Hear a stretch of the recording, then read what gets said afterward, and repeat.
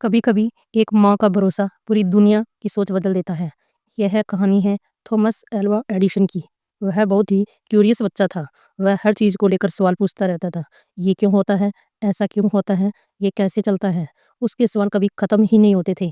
उनके इन सवालों से स्कूल के टीचर भी परेशान हो गए। एक दिन स्कूल से एक चिट्ठी उसे दी गई और बोला, इसे अपनी माँ को दे देना। एडिशन ने वो चिट्ठी ली और घर पहुंचकर अपनी माँ को दे दिया।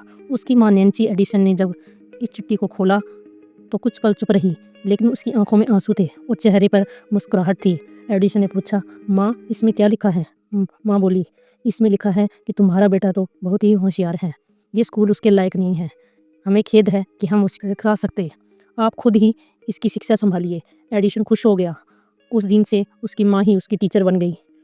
उन्होंने उसे ऐसे सिखाया कि कैसे हर सवाल का जवाब खोजा जा सकता है। दिन बीतते गए, एडिशन बड़ा होता गया। उसकी जिज्ञासा कभी कम ही नहीं हुई, बल्कि बढ़ती गई।